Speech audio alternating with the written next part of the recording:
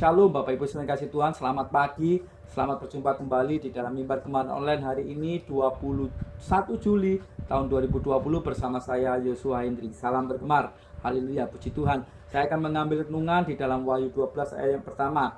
Wahyu 12 ayat yang pertama mengatakan, Wahyu 12 ayat yang pertama kita bacakan.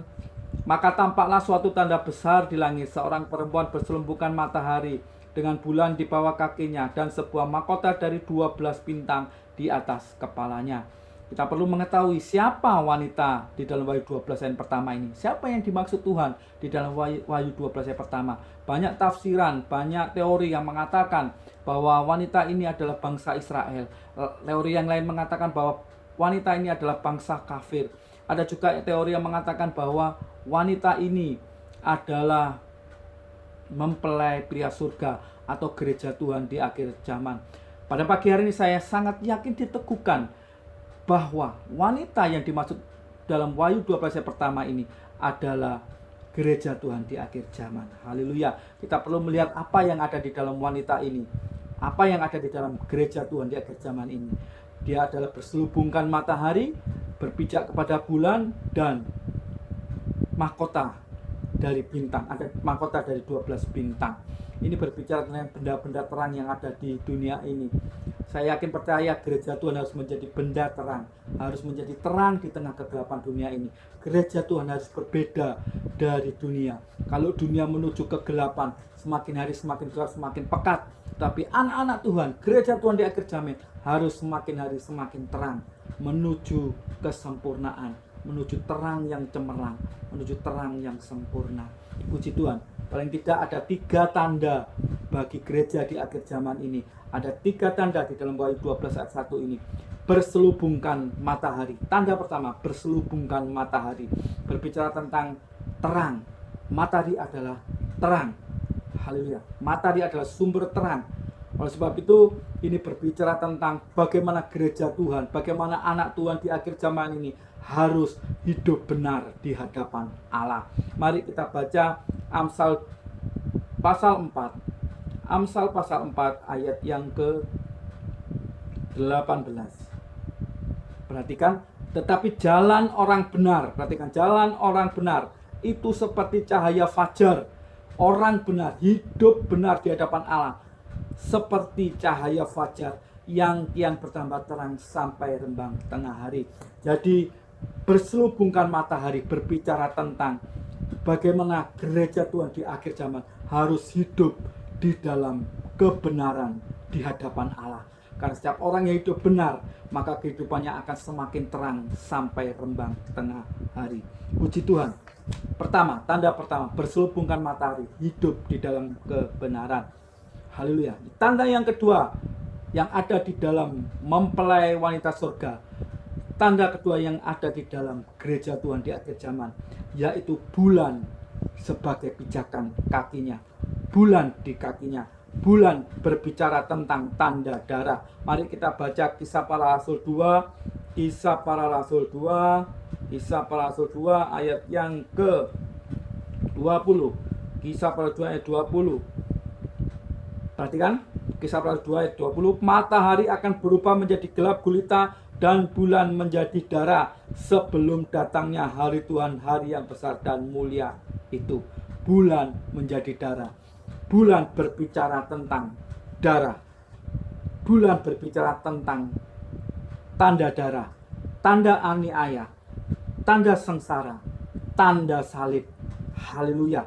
Yesus memiliki teladan yang luar biasa dalam kehidupan kita. Dia hidup penuh dengan penderitaan. Mulai dia lahir, dia sudah dikejar-kejar, mau dibunuh.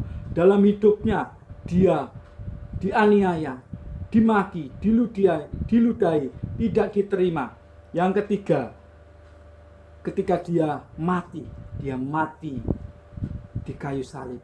Ada tanda penderitaan, ada tanda salib di dalam kehidupan Yesus. Demikian juga gereja Tuhan di akhir zaman harus memiliki tanda salib, harus memiliki tanda penderitaan, harus memiliki tanda darah, tanda pertobatan, di mana gereja Tuhan harus memikul salibnya, mengambil bagian di dalam penderitaan. Ya, bulan di bawah kakinya, berarti penderitaan Yesus, salib Yesus harus menjadi dasar, harus menjadi pondasi di dalam kehidupan gereja Tuhan di akhir zaman, agar kehidupan gereja di akhir zaman ini bisa sampai kepada kesempurnaan. Puji Tuhan. Tanda yang kedua yaitu tanda bulan di kakinya. Haleluya. Yang ketiga, tanda yang terakhir, bahwa ada mahkota bintang di atas kepalanya. Ada mahkota bintang di atas kepalanya. Ini berbicara tentang bintang, bicara tentang pekerjaan daripada Roh Kudus.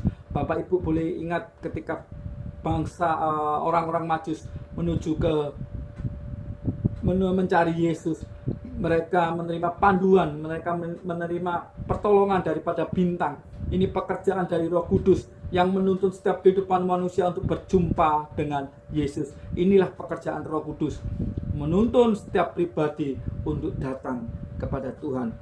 Haleluya. Lalu kenapa harus 12 bintang? 12 bintang ini berbicara tentang 12 rasul. 12 rasul. Siapa ini rasul? Rasul ini adalah pribadi yang biasa, pribadi yang tidak berpendidikan, tetapi oleh pimpinan Roh Kudus mereka semua menjadi pribadi-pribadi yang hebat di masanya.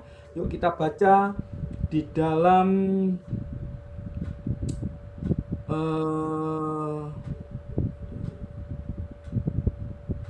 Kisah Para Rasul 4 ayat 13. Kisah Para Rasul 4 ayat 13. Kisah Para Rasul 4 ayat yang ke-13.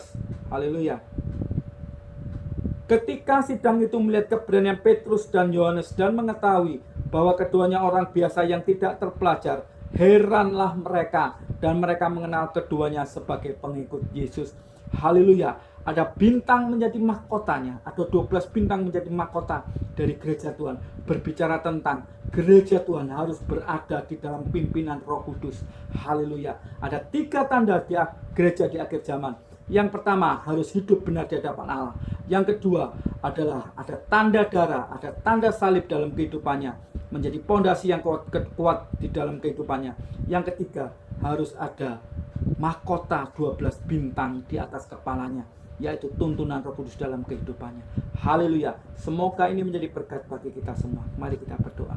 Tuhan Yesus, kami mengucapkan syukur pada pagi hari ini karena kasih rahmat-Mu limpah dalam kehidupan kami, hingga kami boleh menerima berkat firman Tuhan pagi-pagi hari ini. Tuhan, kami mengucap syukur untuk hari yang sudah Kau beri ini.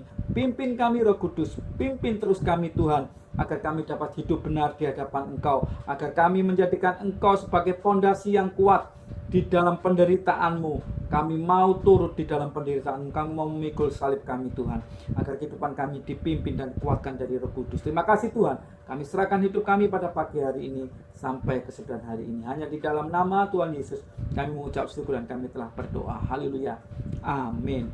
Puji Tuhan. Yakin percaya bahwa Tuhan menyertai kehidupan kita. Salam bergema. Haleluya.